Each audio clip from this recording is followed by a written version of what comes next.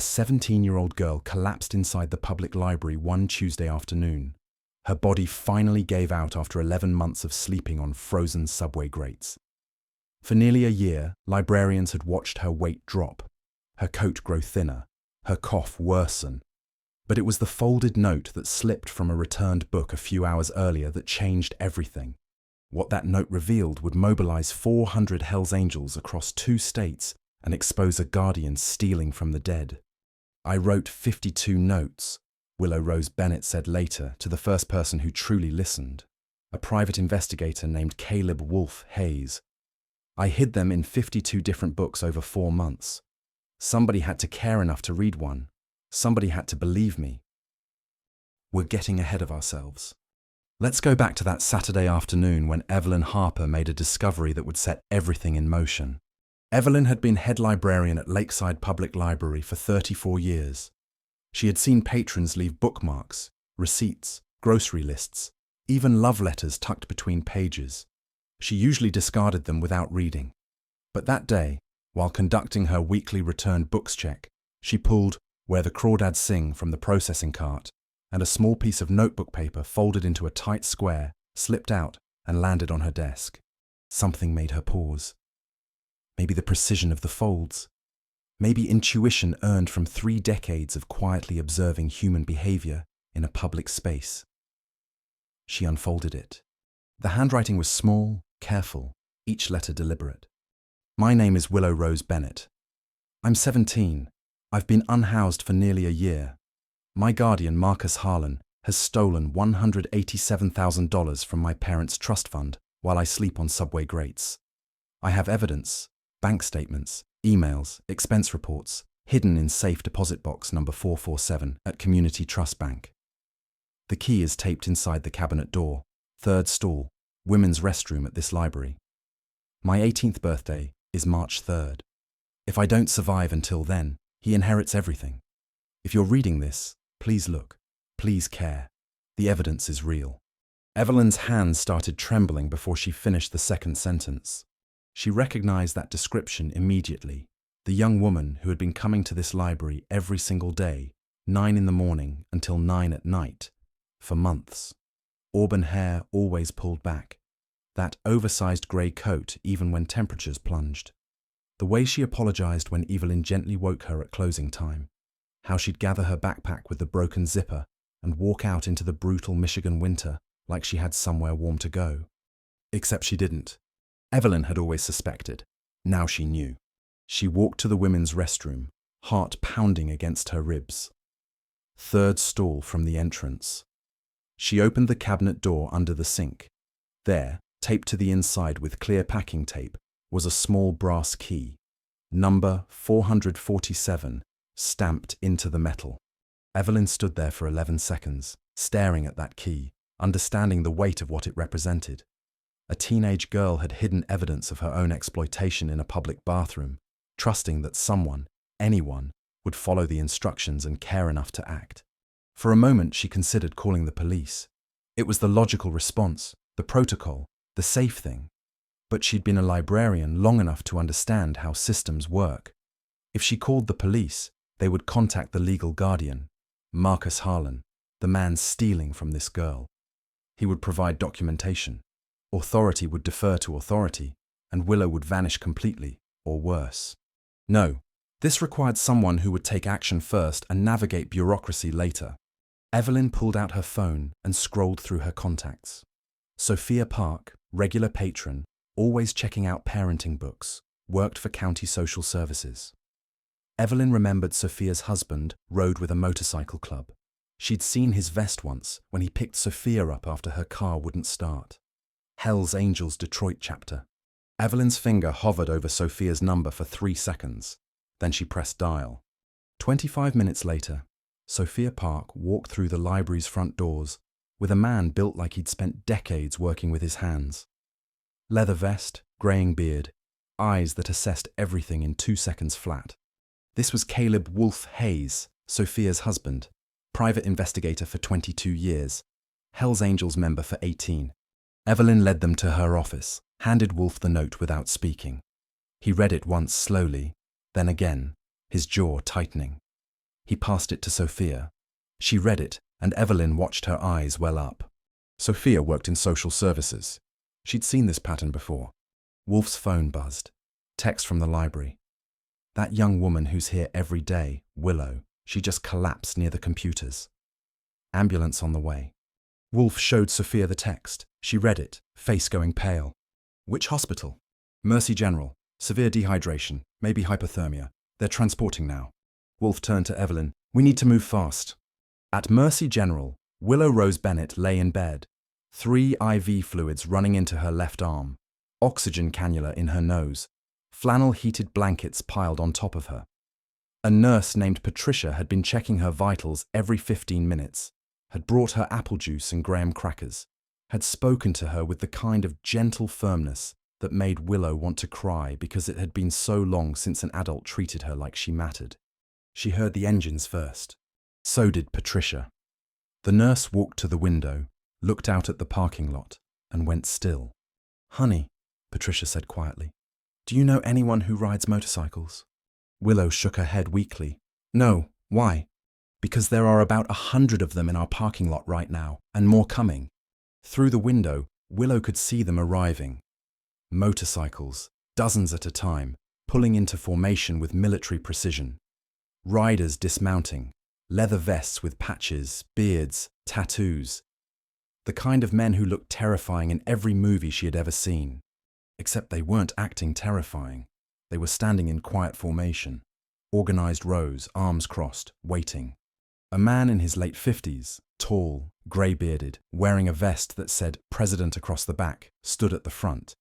Beside him, a younger man in a vest marked Sergeant at Arms, and beside him, 3 more men, all watching the hospital entrance like guards.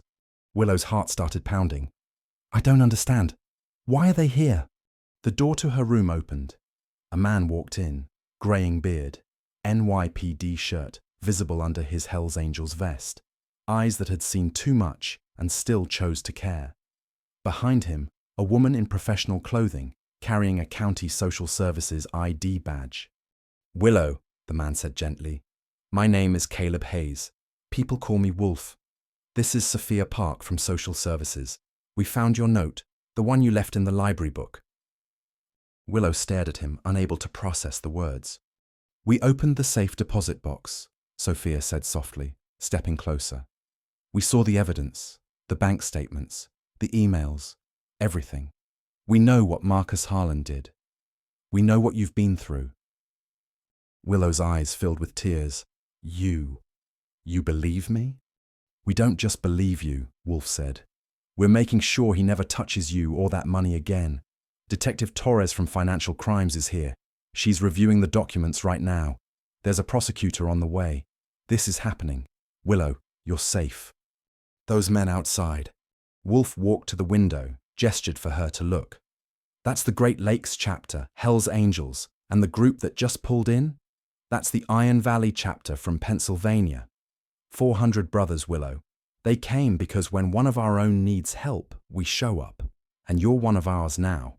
Willow started crying. Deep, shaking sobs that came from 11 months of survival, 17 rejections, 52 hidden notes, and finally, someone who listened. Sophia sat on the edge of the bed, took Willow's hand carefully, mindful of the frostbite damage on her fingers. You don't have to be strong right now, Sophia said. You've been strong for almost a year. You survived when most people wouldn't have. You documented everything, hid evidence, found a way to ask for help even when every door closed. That's extraordinary. But right now, you can rest. We've got you. At 6:23 p.m., the sound started. A low rumble, distant at first, then growing. The distinct rhythm of motorcycle engines. Not a few, not a dozen, but hundreds. The sound of controlled power. Disciplined and purposeful. Inside Mercy General, Willow heard it. So did Patricia. The nurse walked to the window, looked out, and went still.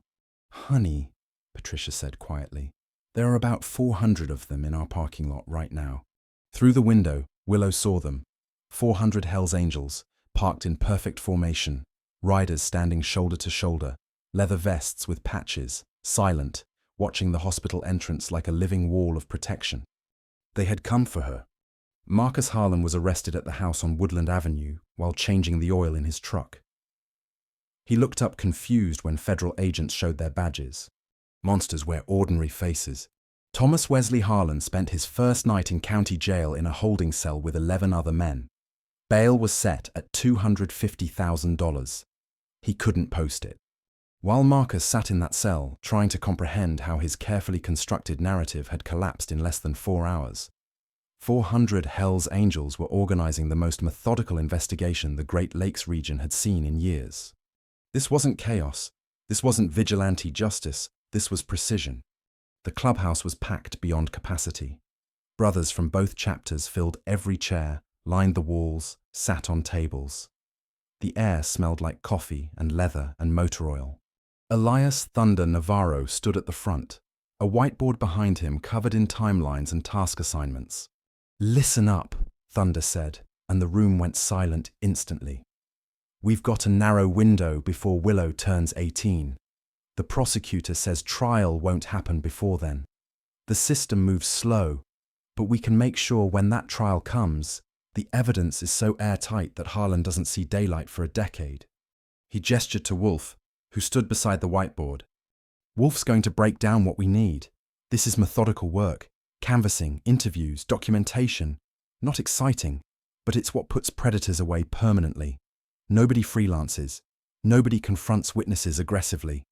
We're helping law enforcement, not replacing it. Clear?" "Clear." The response was unanimous. Wolf stepped forward, pointing to the whiteboard. "We've got 5 teams. Each has a specific objective. Team 1, Financial Trail, led by Kevin Wrench Patel. His specialty was visualizing money patterns that juries could understand. Team 2, Witness Canvassing, led by Wolf himself. Team 3, Medical Documentation, led by Isaiah Frost Washington, paramedic with 19 years of city EMS experience. Team 4, Institutional Failure Documentation, tracing every door Willow had tried to open, every social services call, every police report Harlan filed, every piece of paperwork he'd used to make her look troubled while he isolated her.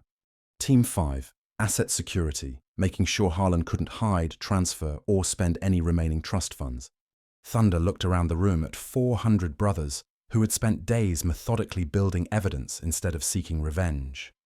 "We need a decision. This goes to trial in May. 3 months. Do we maintain chapter involvement through trial? Full support, witness coordination, Willow's transportation to court, presence at proceedings, continued asset recovery efforts." The room went completely still. All in favor of full chapter commitment through trial and beyond.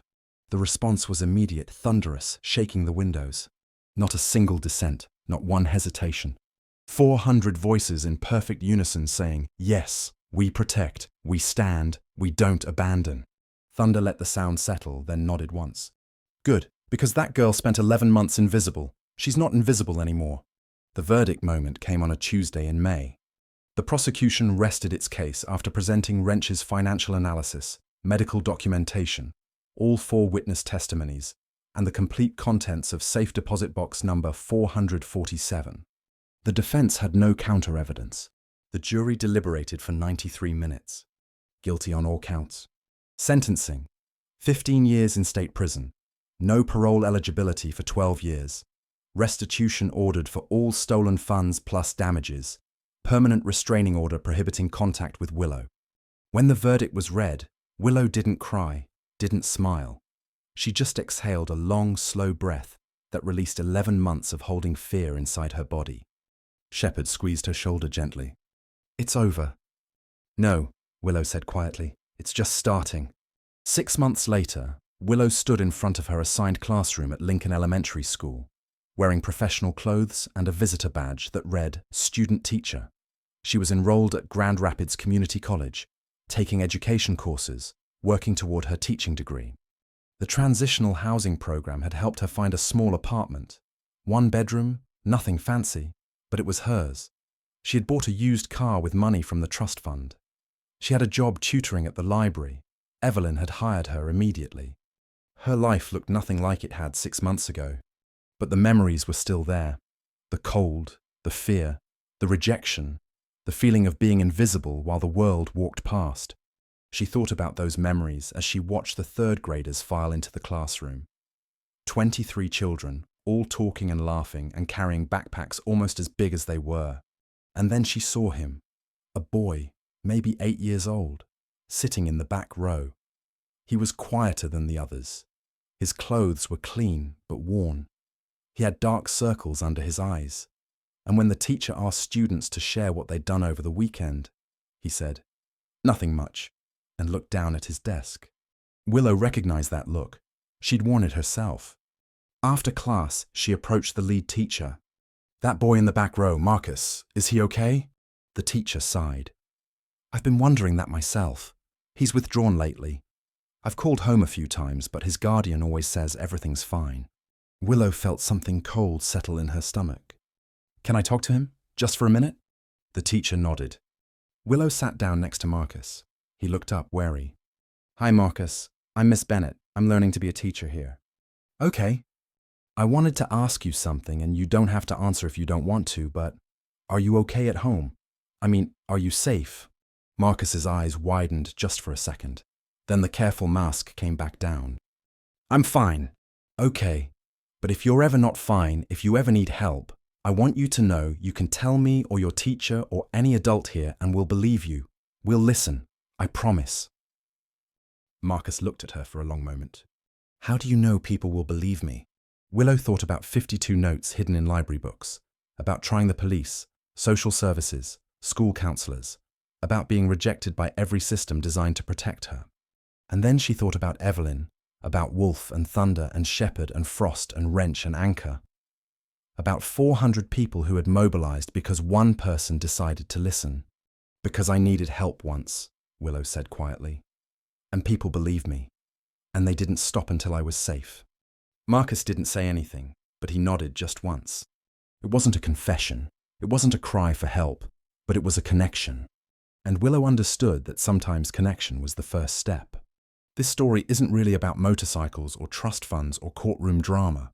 It's about visibility. For 11 months, Willow Rose Bennett was invisible.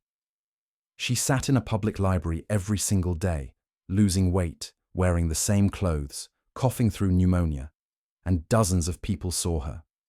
Some noticed, some worried, some even offered small kindnesses, but only one person acted. Evelyn Harper didn't have special training. She wasn't a social worker or a cop or a lawyer. She was a librarian who paid attention and refused to look away when looking away would have been easier. And that one action, reading a note, making a phone call, refusing to ignore what she'd seen, saved a life. You don't need 400 motorcycles to change someone's story.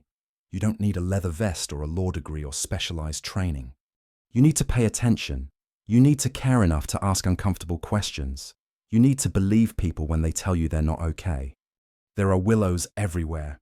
In your town, in your neighborhood, at your workplace, in your school. People who are trying desperately to survive while systems fail them. People who are screaming for help in ways that don't look like screaming. The signs are there. The question is, are you looking? Willow wrote 52 notes before someone read one. 52 attempts to be heard. How many people opened those books, saw the notes, and threw them away without reading? How many saw them and thought, "Not my problem"? Evelyn was the 52nd chance, and she took it. You could be someone's 52nd chance, or their first. If you see something wrong, say something. If a child tells you they're scared, believe them. If someone's story doesn't add up, ask questions. If you know in your gut that something's not right, trust that instinct. Yes, you might be wrong. You might embarrass yourself. You might make things awkward. But you might save a life. Marcus Harlan is serving 15 years in state prison. He was convicted on all charges. Asset recovery proceedings are ongoing. Willow has recovered approximately $94,000 so far through the sale of her parents' house and Harlan's vehicle. She'll never get back the full amount he stole, but she's building a life anyway. The Great Lakes and Iron Valley chapters of the Hells Angels established a program called Angels Watch 3 months after Willow's rescue. It trains volunteers to recognize signs of financial exploitation, child endangerment, and elder abuse. The program has expanded to 14 counties across Michigan and Pennsylvania. In 6 months, it's helped identify 8 cases of guardian abuse, 4 cases of elder financial exploitation, and 12 at-risk youth who needed intervention. Willow graduates from Grand Rapids Community College next spring with an associate degree in education. She's already been accepted to 3 universities for her bachelor's program. She wants to teach elementary school. She still volunteers at Lakeside Public Library every Saturday. Still sees Evelyn, who hugs her every time she walks through those doors. And she carries a stack of small cards in her backpack. They have her name, her phone number, and one sentence. "If you need help, I believe you." She leaves them in library books, in school bathrooms, on community bulletin boards, anywhere a desperate person might find them, because she remembers what it felt like to be invisible. And she's determined that anyone who needs to be seen will find someone who's looking. The new coat Willow wears is bright red, warm, fitted, impossible to miss. She wants to be seen now, and she wants other people to know they deserve to be seen too. If this story moved you, share it with someone who needs to hear that protective people still exist. Comment below and tell us who your protector was, or who you protected when nobody else would. Because these stories matter, not for the views or the algorithms, but because somewhere right now there is another Willow sitting in a library, writing another note, wondering if anyone will ever look. She does. You do. We all do. And sometimes all it takes is one person choosing to read the note instead of throwing it away, to pick up the phone, to care enough to look. Be that person